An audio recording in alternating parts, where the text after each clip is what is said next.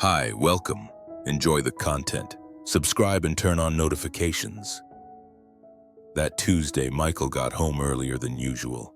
It seemed like a pretty ordinary night, the kind where everything unfolds like a predictable movie. Dinner with the kids, a shower, some TV, then the couple settling in to talk about their day before bed. But something felt different that night. He could sense it in the air. Sophia was quiet more than usual. Her eyes wandered around the room like she was searching for courage in every corner of the walls. As she brushed her hair in front of the mirror, her expression was that of someone carrying a huge weight on their shoulders. And it wasn't one of those tough work days. This was a different kind of silence, the kind that shows up right before a storm. Michael sat in the armchair beside the bed, watching her without saying a word. He'd always thought she was beautiful, even on the simplest days. But there was something in the way she avoided his gaze that made him raise an eyebrow, puzzled. Before he could ask anything, Sophia slowly turned and said, "I need to tell you something." That sentence dropped into the room like a stone. Her tone was restrained, like she'd been rehearsing it in her head all day. Michael took a deep breath. He didn't expect anything serious, but he knew that whenever someone starts with that line, it's rarely good news. He just nodded, encouraging her to go on. Then she said it. She told him Alexander was back in town. For a moment, Michael thought he'd misheard. Alexander Grant. That name wasn't just any name. He was her ex-fiancé. The man who over a decade ago had almost married Sophia. The one who'd almost become the father of the daughters sleeping in the room next door. He was a ghost from the past, supposedly buried. And suddenly he was back, very much alive, right here in the present. Michael kept his composure. He'd always been rational. He wasn't the type to yell or make a scene, so he just asked. That's when Sophia told him Alexander was working at the same company on the same floor, using the same elevators. Occasional lunches together, hallway conversations, laughter in the cafeteria, a string of details she poured out like someone slowly spilling water, trying to soften the impact, but the glass was already overflowing. Michael listened, jaw clenched. Inside, the ground was cracking beneath his feet. Outside, his body revealed nothing. He was just a man who, without realizing it, had been pushed into an emotional minefield. Every new word Sophia spoke seemed to trigger another explosion. She said she hadn't told him earlier because she knew he'd be uncomfortable, and honestly, she was still trying to figure out her own feelings. Michael cut straight to the point with a direct question. "Have you two met up outside of work?" Sophia hesitated. It was just a second, but in that second, Michael already knew the answer. When she confirmed yes, they'd had lunch a few times, he simply looked down. Nothing more needed to be said. The truth had settled between them, cold as an ice wall. What Sophia didn't know, or maybe knew and chose to ignore, was that Michael already had some information. His assistant, Clara, loyal and dedicated, had noticed something odd. Sophia staying late, long lunch breaks, a few conversations Clara swore shouldn't have been happening. Clara didn't share these observations to judge Sophia, but out of a sense of protection toward Michael. She saw a good man who deserved a warning. Now, with the confirmation coming from his wife herself, everything clicked. Doubt turned into certainty. Michael tasted something bitter in his mouth. It was the flavor of suspicion, something that had never existed between them before. Sophia kept talking, trying to explain the unexplainable, justifying with scattered phrases like, "Nothing serious happened," or "It was just an innocent lunch, but the damage was already done." Once trust cracks, it doesn't matter if it was an earthquake or just a small crack. The crack is there, visible, and that's exactly what he saw in her eyes. The reflection of a disturbance, however small, capable of threatening everything they'd built. Michael slowly stood up from the armchair, walked to the bedroom window, and stared at the dark street for a few seconds. Outside, the world seemed calm. Parked cars, streetlights illuminating the sidewalk, a soft breeze rustling the tree leaves. But inside that house, something essential had broken. He didn't raise his voice, didn't accuse her, didn't judge. He just turned to her and said calmly, "You should have told me sooner." Then silence. That uncomfortable silence, heavy with everything left unsaid. The room felt heavier, and the next words would be crucial because in that moment, it wasn't just Alexander who had returned, it was also the ghost of something Sophia thought she'd moved past. And now, out of nowhere, it had surfaced to test the strength of everything she and Michael had built over the last 12 years. And worse, the feeling that this was just the beginning. Sophia stayed seated on the edge of the bed, staring at the floor like it held some answer. Her shoulders were hunched, and she nervously ran her fingers over the sheet, tugging at small folds in the fabric, as if trying to organize the chaos her words had created. The room, once a place of peace and intimacy, now felt smaller, tighter. Every object in it, the frame with the photo from their last family trip, the book on the nightstand, the pillow Michael used when he slept on his side, suddenly seemed heavier, as if each one was casting its own gaze, a silent judgment. She knew she'd crossed a line. It wasn't the kind of betrayal you see in movies, but something more insidious. It was the betrayal of unresolved feelings, unanswered questions, emotions that should have died long ago but somehow still lived inside her. Hearing Michael's restrained reaction, the way he controlled his tone, the way he chose to look at the dark street instead of meeting her eyes, heard more than if he'd shouted. His calmness was a reflection of deep disappointment, and she knew it. The silence stretched on for a few minutes. Then Sophia asked a question that slipped out before she really thought. "Have you never wanted to reconnect with someone from your past?" The question hung between them, floating in the air. But Michael didn't answer, and that lack of response said more than any words could. In that moment, alone with her thoughts, Sophia dove deep into the tangled mess of her own heart. There was something about Alexander she'd never truly buried. They'd loved each other when they were young, a love that didn't make much sense but burned intensely. They'd made plans, picked names for children who were never born, made promises under blankets on rainy days. But it all ended abruptly. Alexander accepted a job offer in another state. When she asked him to stay, he hesitated. She took that as a sign of lack of love and decided it wasn't worth continuing. It hurt, but she moved on. Then Michael came into her life. Gentle, steady, reliable. He didn't make extravagant promises. He wasn't as intense as Alexander. But he was solid, and at that point in her life, that's exactly what she needed. Over time, she fell in love. It wasn't overwhelming from the start, but it was love.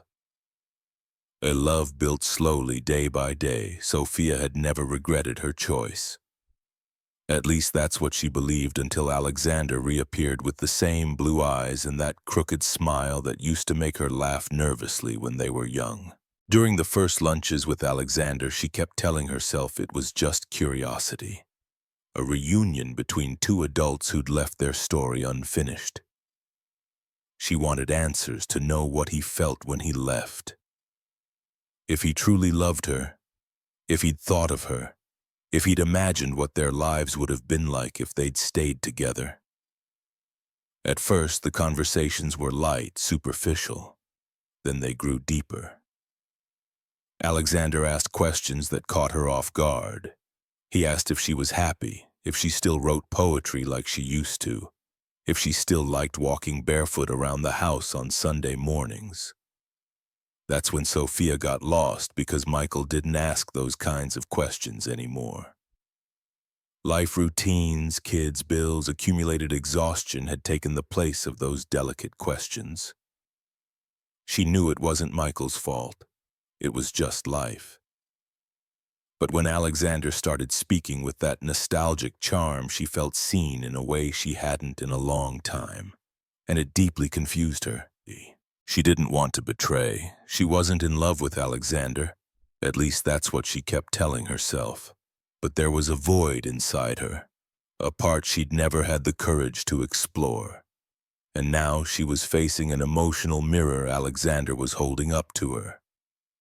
And she didn't like what she saw reflected. She was a married woman, mother of 2 girls with a nice home, a loyal and hard-working husband. Yet, she was flirting with an idea, and she knew ideas could be dangerous, sometimes more dangerous than actions. When she realized Michael was still silent, Sophia carefully stood up and walked to the bathroom. She closed the door, leaned against it, and finally let the tears come. They weren't tears for Alexander or for Michael. They were tears for herself. For the woman who'd gotten lost somewhere between crumpled Monday sheets and the obligations of adult life. For the girl who used to write poems on napkins and now could barely write down her weekly schedule. For the guilt she felt for wanting to be seen again, desired again, remembered as a woman and not just as a mother or wife. She looked at herself in the mirror. She was older, of course, wrinkles at the corners of her eyes, dark circles that never fully disappeared, a body that didn't respond like it used to. But there was still something there, a spark, a desire to be good, to be worthy, not to destroy everything because of a shadow from the past. She wiped her tears, took a deep breath, and went back to the bedroom. Michael was still standing by the window, not saying a word. She wanted to hug him, to apologize, but part of her also knew it wasn't the right moment. That empty words wouldn't fix anything. Just saying, "I love you," wasn't enough when she'd put that love in doubt. So without another word, she lay down on the bed, turning her back to him. The distance between them felt like an abyss, and all she could think, staring into the dark room, was whether there was still time to stitch this story back together before it all fell apart. Michael didn't sleep that night. He stayed there for a long time, motionless by the window, arms crossed, eyes lost in the darkness of the backyard. Each thought was like a flood invading his mind uninvited. It wasn't jealousy he felt. It was something deeper, more painful. It was the feeling that the woman he shared his life with, his dreams, his home, raising their daughters, had opened a crack, and through that crack, everything he'd never imagined facing was now slipping in. He sat back down in the armchair, looked at Sophia lying there, back turned, silent. She seemed to be sleeping, but he knew she wasn't. The tension in her body, even still, showed she was fighting her own inner battle. Maybe that was the hardest part of all. There was no villain here. There was no clear act of betrayal, but there was distance, a silent rupture, like a crack starting behind a wall and only showing on the surface when it's already too late. During those minutes that felt like hours, Michael thought about everything they'd built together.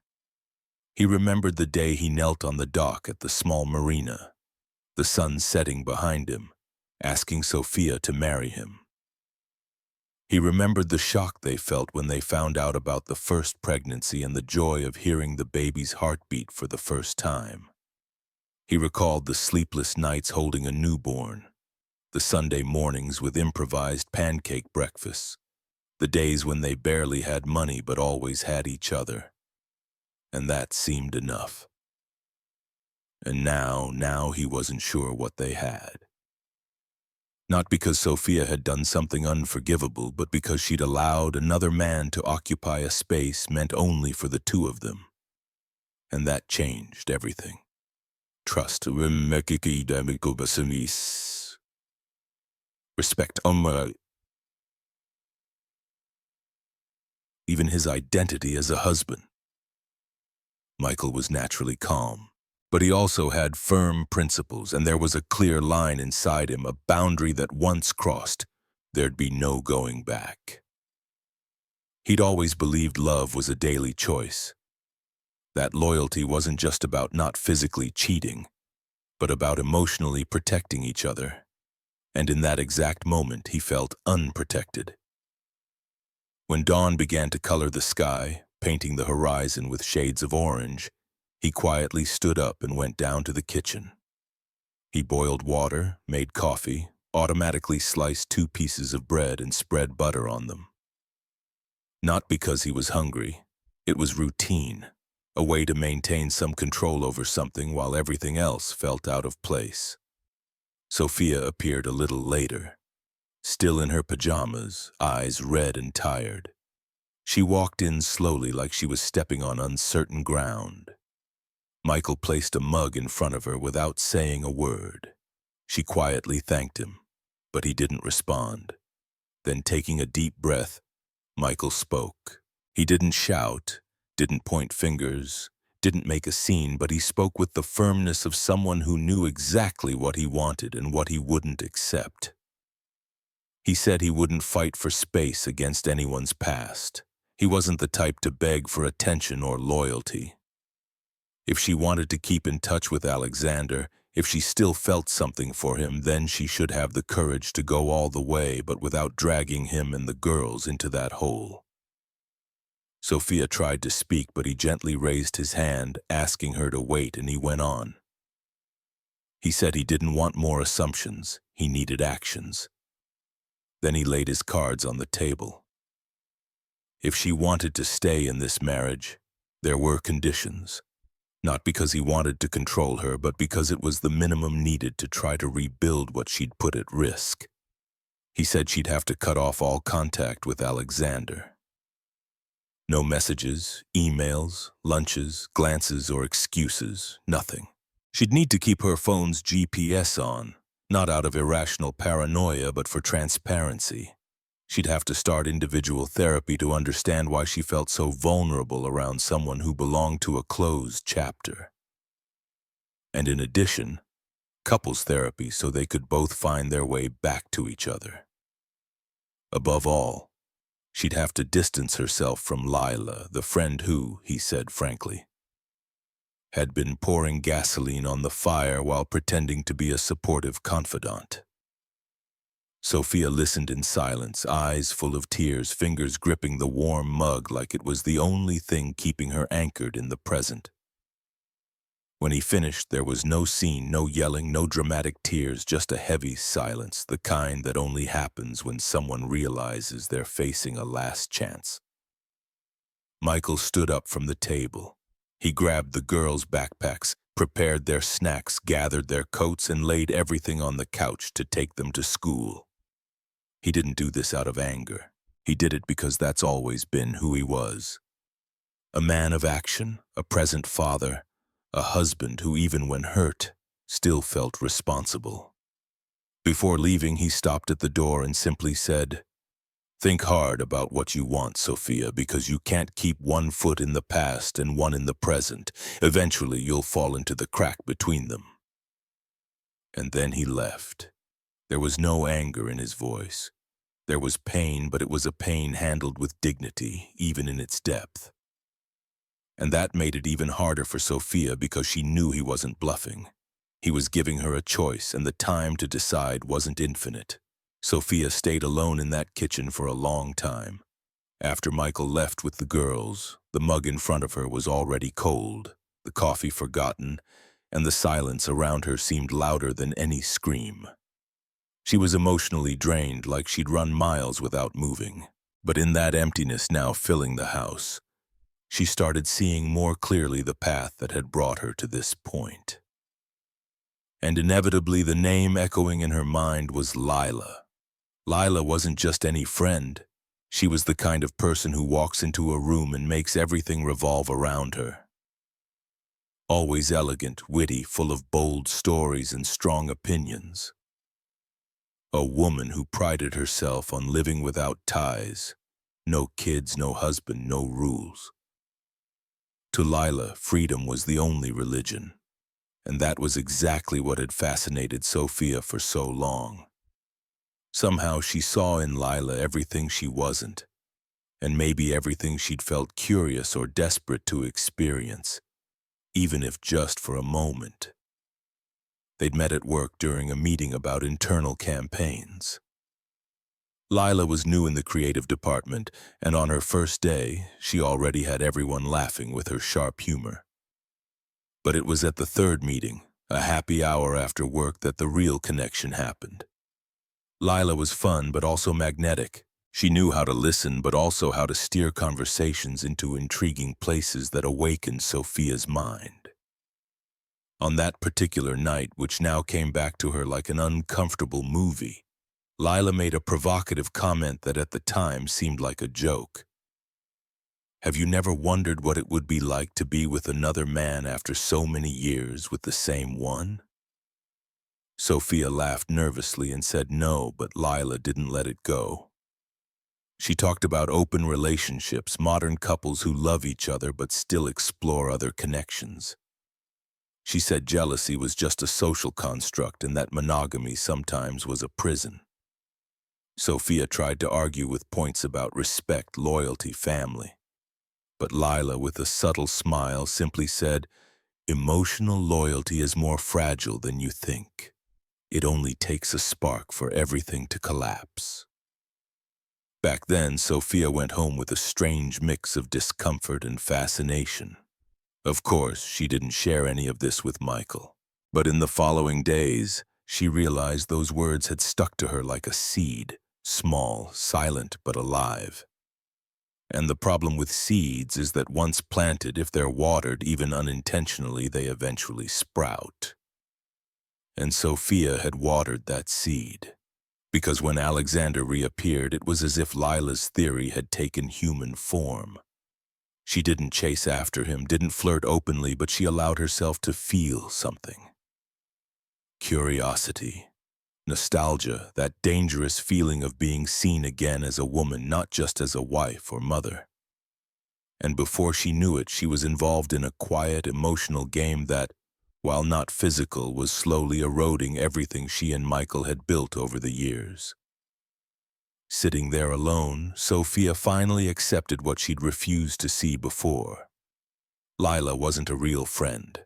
She was more like an influence. The kind of presence that shows up when you're vulnerable and instead of helping you find yourself, pushes you closer to the edge. Worse, she did it with charm, wit, and a false message of freedom that in reality was just her way of justifying her own emptiness. She remembered another conversation just days before when Lila said marriage was an outdated concept, that no one should spend their whole life with just one person. That men cheat because they can and women cheat when they're emotionally neglected. And that was more legitimate.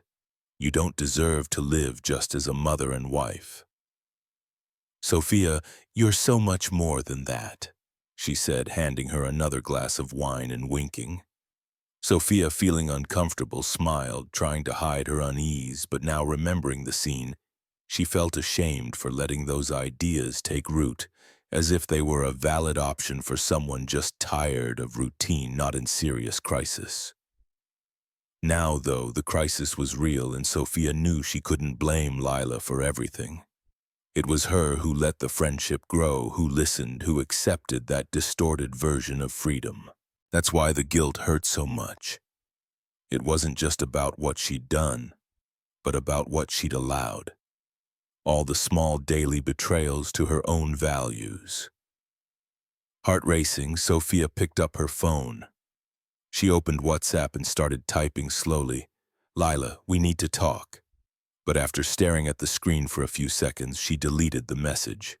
She took a deep breath, then decided there was nothing to discuss. There was no excuse that could fix the distortion she'd allowed. She opened her contacts, clicked on Lila's name, and chose to block her. The screen flickered. Done.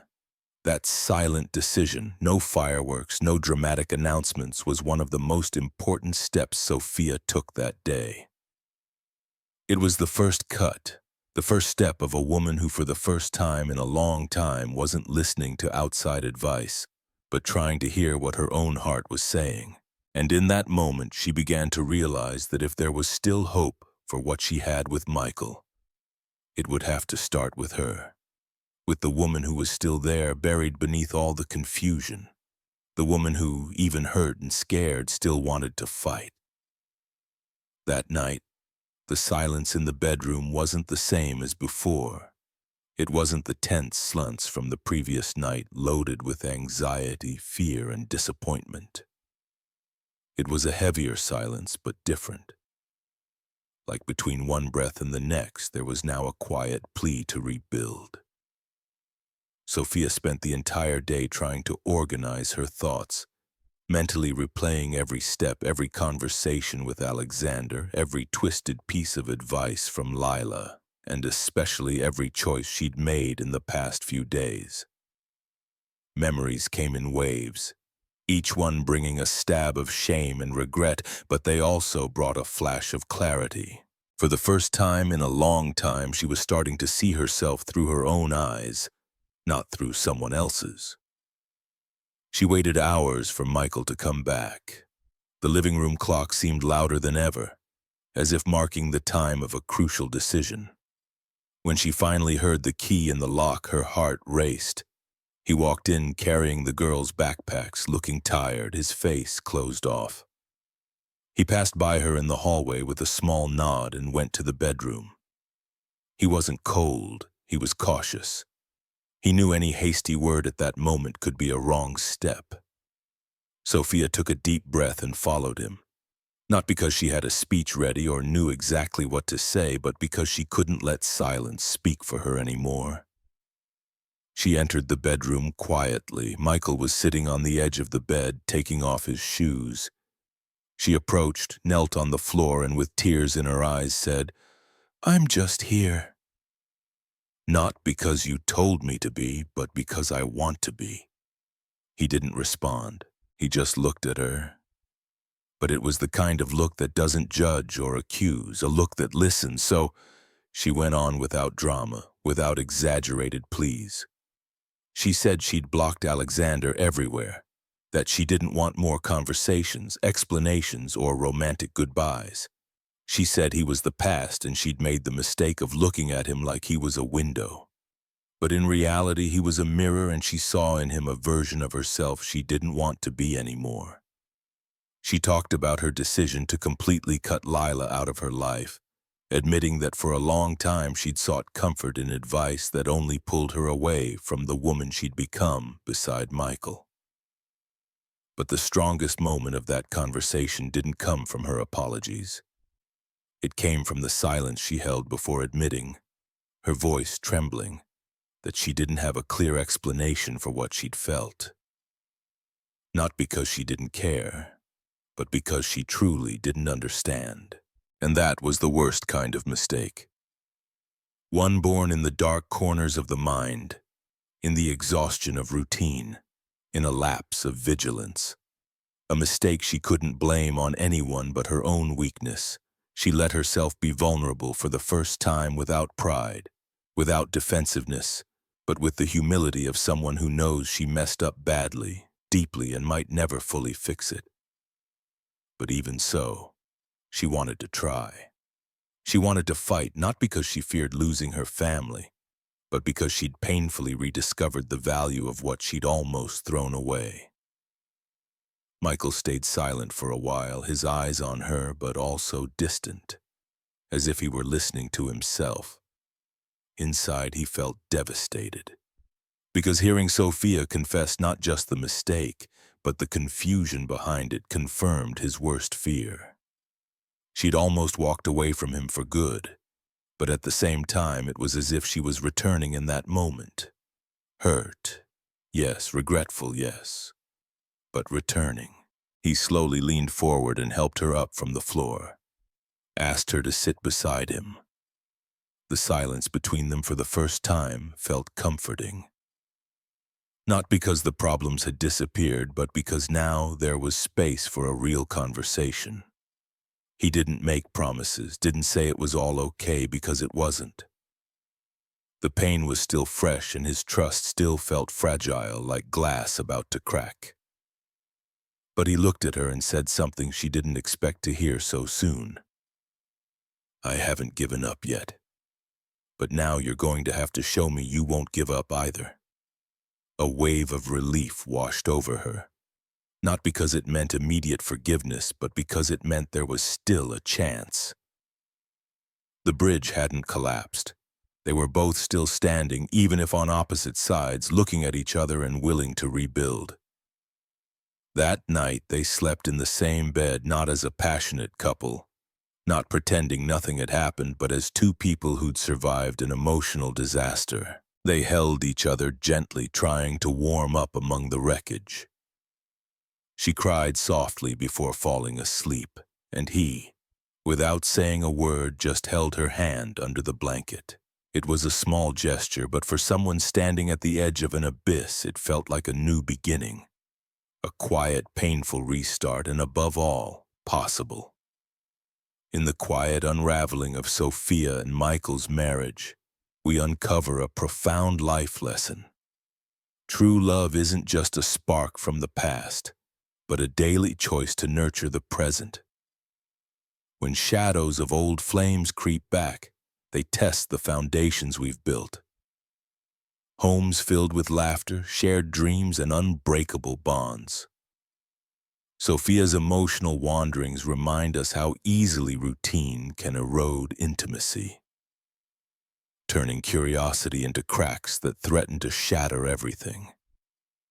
Yet it's in the raw vulnerability of confession and the courage to rebuild that redemption blooms. Michael's firm yet compassionate boundaries teach us that loyalty demands action, not excuses. Therapy, transparency, and cutting toxic influences aren't chains, but lifelines to deeper connection. Life's storms may shake us, but choosing forgiveness and growth can heal even the deepest wounds. What about you? Have you faced a similar crossroads in love? Share your stories in the comments below. Your experiences could inspire others. If this touched your heart, hit that subscribe button and turn on notifications for more heartfelt tales. Let's journey through life's lessons together.